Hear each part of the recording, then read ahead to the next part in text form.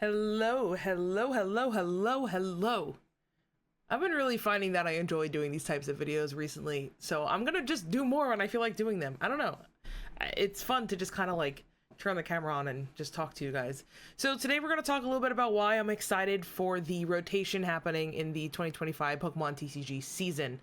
So I just want to start by saying this: I'm no professional player. I play very casually. I play maybe 10 games a week.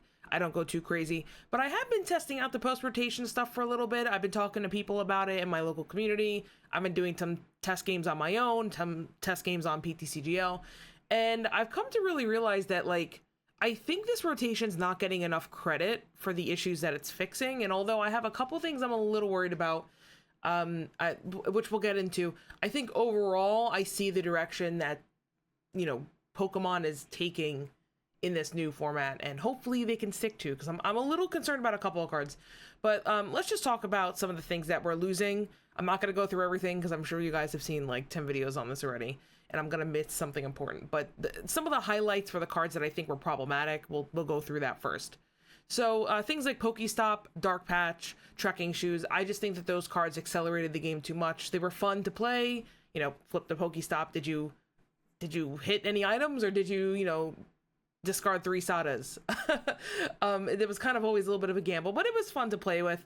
Trekking Shoes, to me, honestly, is one of the worst cards they've ever designed, because essentially, if you run 4 of them, your deck is a 56 card deck, because there's absolutely no drawback to playing it. It just eliminates 4 cards from your deck, which then makes it so that your odds of hitting what you need are higher.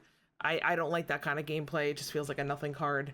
And it's only really exciting to get when you just want to draw more. Like, it's not like an exciting card to play, if that makes sense.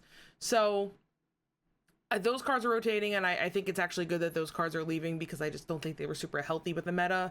My issue with Pokestop is that with the decks that were meta during the 2024 season, too many decks got too much value out of discarding things. So what I say by that is, discard stopped being something that you had to think about.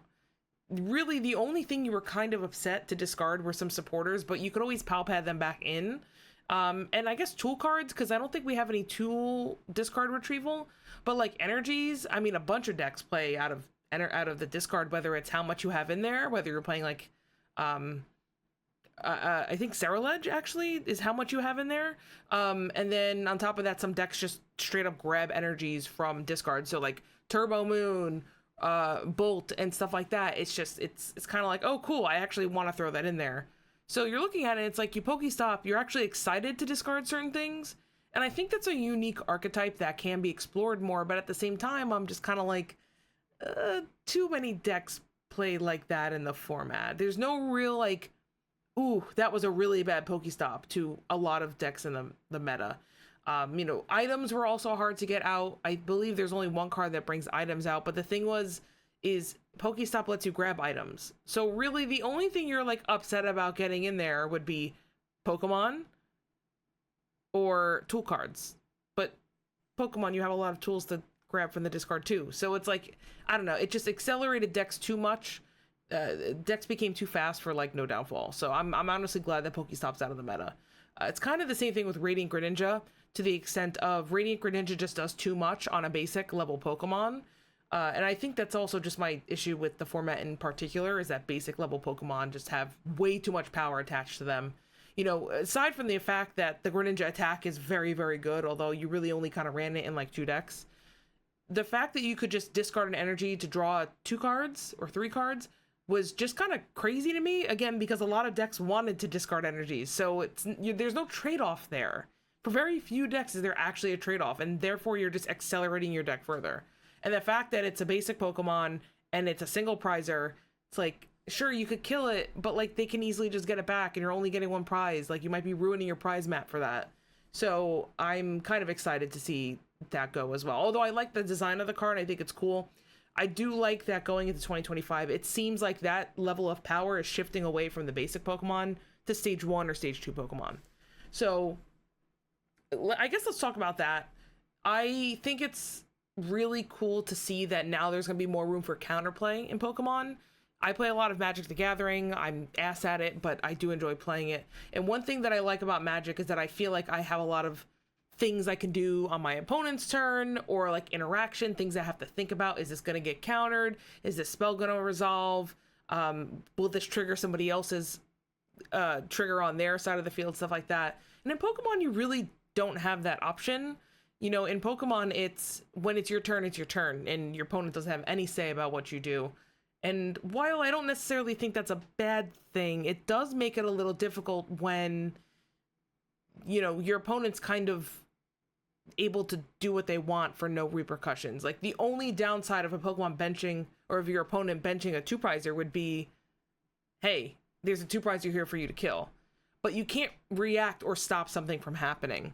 The fact that we're going to stage 2 Pokemon now is cool, because obviously getting a stage 2 out in one turn is impossible. I think the only one right now that's in the meta is Luxray, but even then, it's like, it's really, really hard to get a stage 2 out. So when you see your opponent bench a basic Pokemon that you know is going to evolve into a stage 2 that you want to get rid of, whether it be primary attacker like an Enzorark, or maybe it's like a Rabsca, right? Because you want to stop the bench barrier.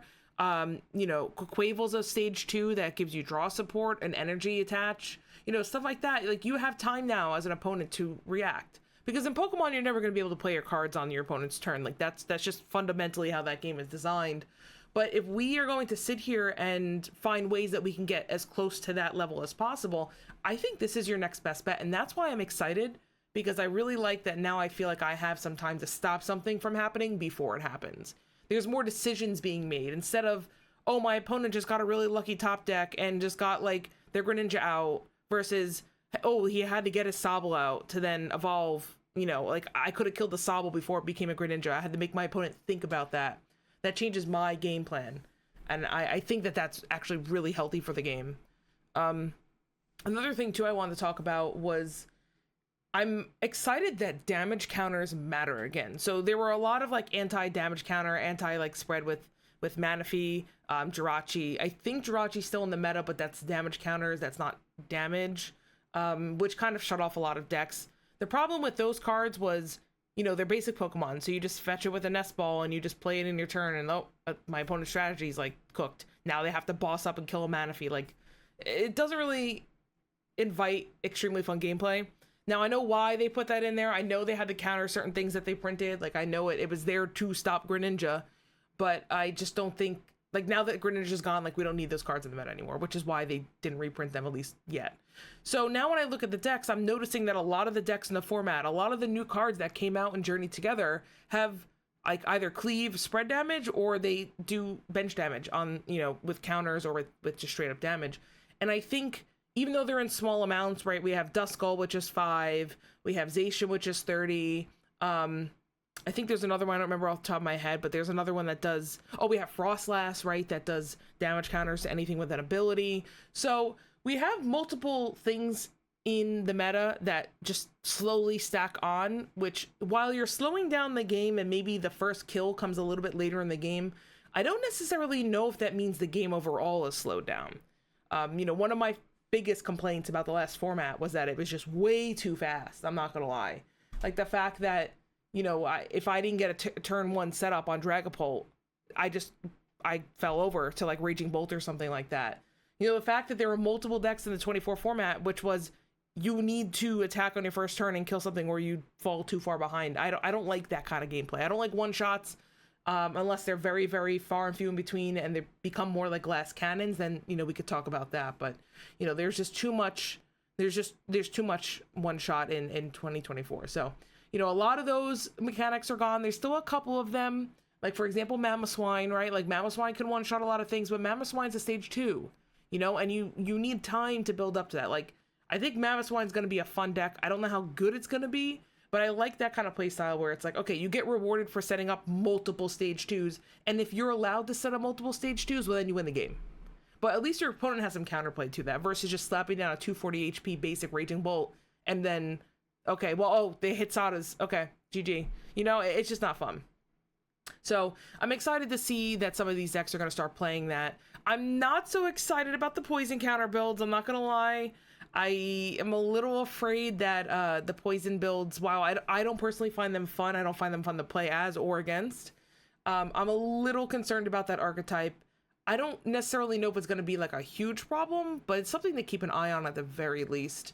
I don't think that invites very fun gameplay, but at least there is a counter to it.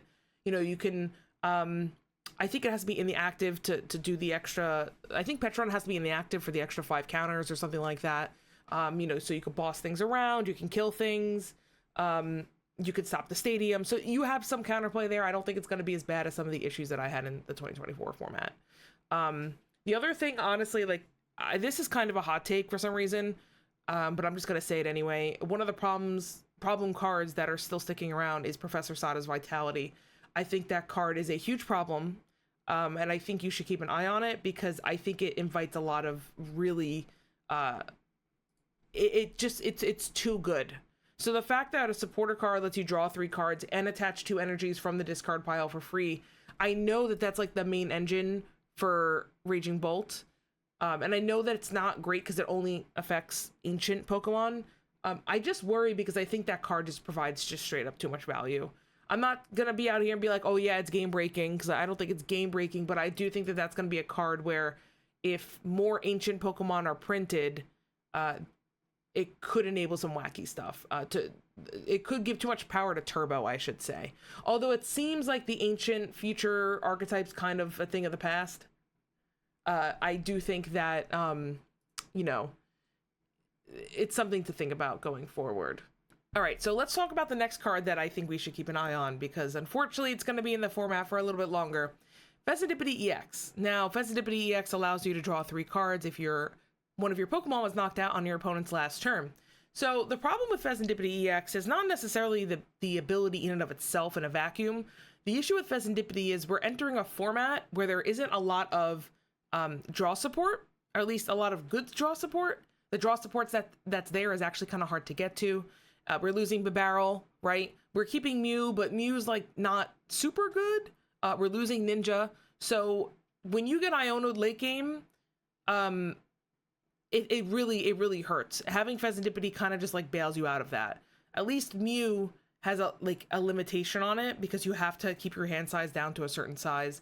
You know, if you get Iono down to 3, well, Mew's not going to do anything, but you could still get another 3 cards off of Fez. So I think Fez is a problem. And, you know, you can make the argument that Pheasantipity, well, it's a 2-prizer and it's only 210 HP. You can just boss it up. Yeah, but the problem is, you know, a good player is going to play Fez while also having a threat on the board. And you're going to be forced to kill that threat most of the time. And then they still have the Fez in the back. Or you could kill the Fez and be like, okay, yeah, let's stop your draw support. But they still have the threat on the board that's going to kill you next turn. So I just don't like it a lot. I think it's annoying. I also don't like cards that are just like staples in every single deck. You know, if a card is like Greninja, for example, is just very good where a lot of decks play it. Not all decks play it, but like every deck could play Fez. And I just don't like that. It just is not exciting in the deck building process in a game where I personally feel like deck building in Pokemon is not already the most exciting thing to do. You know, there's only so much room for creativity. So I don't like it. Oh, so one other thing I just want to go back to really quick is we're losing Lumineon. And at first I was upset about it because I was like, oh, I love Lumineon because I can just search out any supporter that I need in any situation. And then I realized that Lumineon is actually the issue. Like, Lumineon is what is ruining a lot of the rotation. There's just too many tutors in Pokemon. I was showing somebody how to play Pokemon not too long ago who primarily plays Magic. And he was like, do you just tutor every single turn? Because in Magic, tutoring is just like, first of all, they're very expensive cards. And unless you're running a very, very expensive deck, you're probably only going to have like maybe one of them. Like the precons maybe have 1 or 2 tutors tops. So, and I'm talking Commander, I guess I don't know much about Standard, but they were like, wow, you're really just tutoring. And I'm realizing, I'm like, I can mill half my deck in 1 turn. And the fact that I have so many ways to get to Lumineon makes that deck just so much more consistent. And I get that having consistent decks is fun, don't get me wrong. But the problem with decks being too consistent is that if you play against somebody and you're just slightly less consistent than them, you get burned a lot more. If everybody's not consistent, then everybody's not consistent. So it's like, you know, if you miss your Lumineon drop on going second, when your opponent gets his Lumineon, going first on his second turn, you're at like a very significant disadvantage, right? So I don't really know if Lumineon was the greatest at gameplay. I know it's an easy 2-prize here to kill, but let's be real. At the time, like with Thornton, that we're not losing, but also Turos, it's too easy to just pick that back up and either use it again or discard it. So I'm actually kind of glad that Lumineon's gone, and also fuck Snorlax. I hate Snorlax. I'm glad that that shit's gone. I'm all for different archetypes. I truly am, because I think Pokemon has an issue where a lot of the decks play very similarly, but Snorlax is one that I just don't like. I don't like decks that like they just win by basically decking you out or just by stalling you too much. I don't find that fun. But anyway, I think that's like kind of my general overview. Overall, I'm really excited for the new format. I'm definitely going to be testing out a lot more decks. Right now, I'm looking at Terra Box, not just because it's really good, but just because I find it fun and I've never played a box style deck before. I love Ogerpon. I've got all the Ogerpon pins back there. You probably can't see them, but they just came in. So, you know, I'm excited to test that out. I think I'm also going to take another look at our Chaladon. I don't like the Poison Donk build going around just because, like I said earlier, I don't love that archetype. But I'm going to see if I can make it work with Zacian. I think there's a very cool interaction between the two because Zacian puts 30 on the bench. And you can just kind of knock things down before our Chaladon comes in. Maybe be willing to fall behind on that prize trade a little early to then be able to use the counter catchers and get the arches up, because losing Dialga kind of sucks. But I like our Chaladon as a Pokemon, as a card, so I'm going to try to make that work. But yeah, let me know what you guys think about the rotation in the comment section below. Let me know what you think about this style of videos. I've been doing really well the last couple that I posted, so I'm really thankful for you guys leaving comments. It really helps push the video out into the algorithm. Like, you guys have no idea. And I'm definitely going to be doing more of these, especially with my camera that I've actually had for years, but I only just recently decided to hook up to my computer. So there we go. All right, thank you guys so much for watching, and I hope you have a good one.